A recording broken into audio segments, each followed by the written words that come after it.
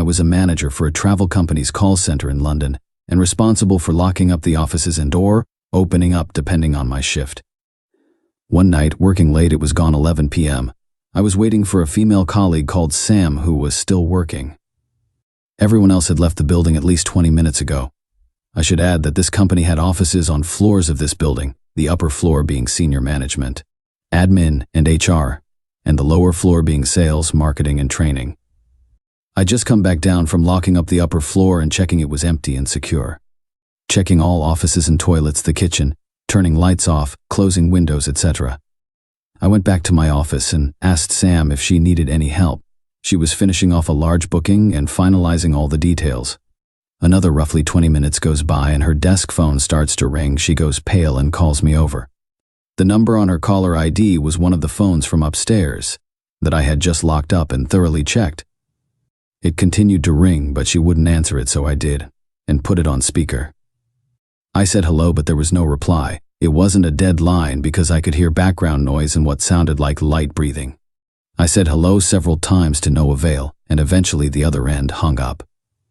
I told Sam I've got to go and check upstairs, and she replied, "No, please don't leave me here." She was visibly terrified, and to be honest, I was scared too. I said I've got to. She wouldn't come with me, but didn't want to stay here alone. So I gave her the keys to my office and told her to lock herself in there while I checked, which she did. I nervously went upstairs and unlocked the main office door and turned on the lights. I went to the phone where the call had come from, which annoyingly was right at the back of the offices. Nothing looked out of place except the phone was placed in the middle of the table instead of at the edge by the PC monitor where they usually are. If I'm honest, I didn't notice if it was that way before or not, but none of the other phones were. I did a sweep of the floor to check there was no one there. At the back of the offices is a small hallway that leads to a stairwell, the toilets, and 2 storage rooms. The hallway was dark and dingy as the bulb was out, but I had to check the toilets and storage rooms. I checked the toilets, nothing. Checked both storerooms, nothing. As I was coming back out of the hallway, my phone went off. I stopped and checked it. It was Sam asking if everything is okay.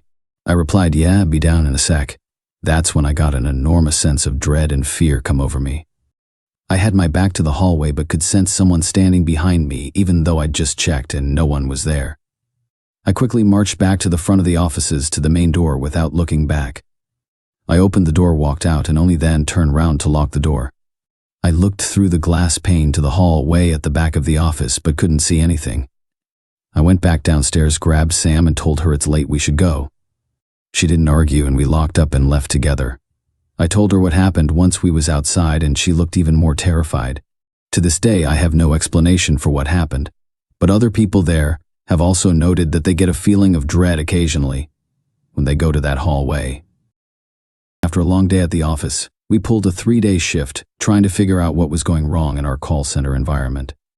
Our entire network was dropping throughout these days. The business was losing massive amounts of money for every day the call center was down. While troubleshooting our network switches, servers, routers, more than 700 workstations, 17 servers, 9 UniFis, we ended up replacing every single cable from the main fiber controller to each server, to each network switch. Eventually, I decided to use my personal laptop, which I used for work, to test the call center connection by using the main DNS settings. I connected directly to the internet. Thereafter, I booted up the firewall, I changed the connect and linked up to the Windows server for DHCP settings, disabled my VPN and antivirus, so the Active Directory settings would take control, logged into my worked profile, and tada, everything was working. My laptop was plugged into the IT screen so I could view multiple servers at once. Everything seemed stable. We had our external and internal connections restore for a brief moment.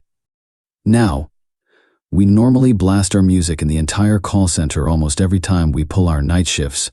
On this particular night, there was only 3 techs on site, all males, so we decided to split up and start connecting each of the floor switches back to the main cluster.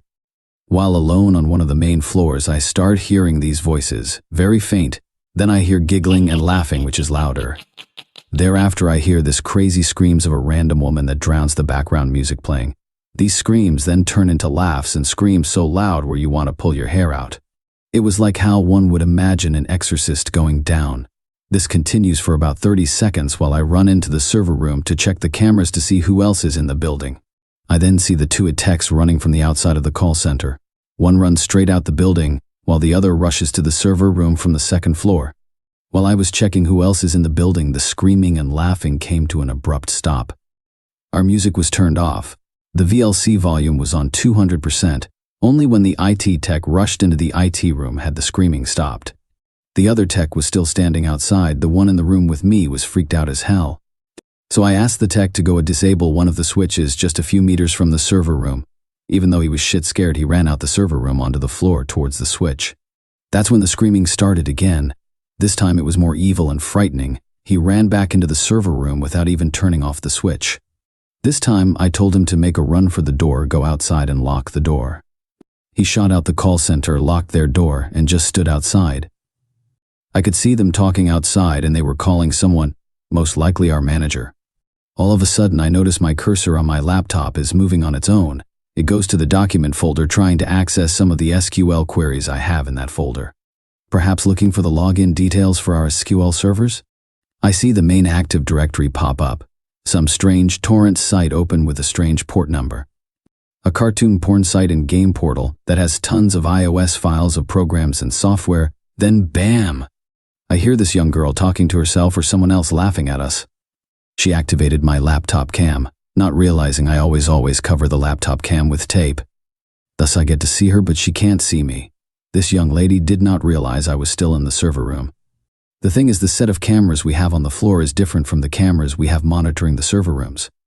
While her and whoever she was talking to was laughing at us, running around cause of the noise they were making, she didn't realize I ran into the server room first. The screaming stopped when she saw the other tech come into the server room. I recorded her on my cell phone for a while.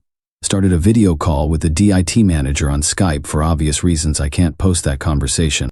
But our entire network was hacked by probably a year-old from the east somewhere.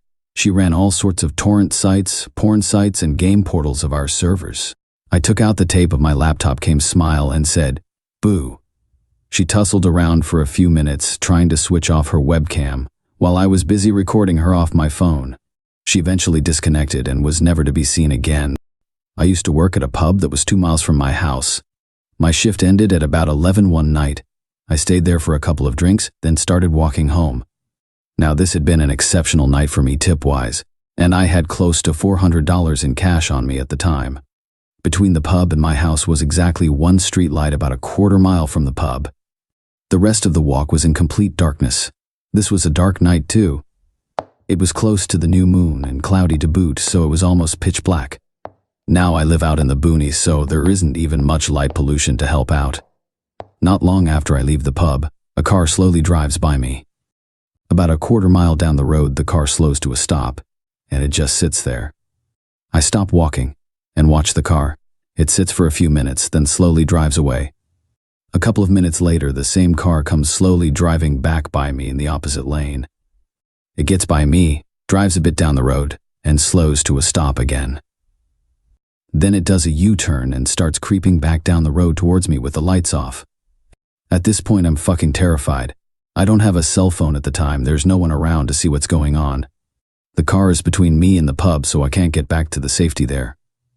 My house is still about 1.5 miles away. No way I can quickly escape there. I quickly run off the road into the woods and duck down behind a bush. I watch for the car, but it's too dark to see it with the lights off and bushes, trees, undergrowth between me and the road. I sit there for about 10 minutes, but don't hear anything. I'm about to make my way back to the road when I hear car doors closing. Now I'm really panicking. It feels like my chest is about to explode. The hairs on the back of my neck is standing up. I keep imagining someone sneaking up behind me.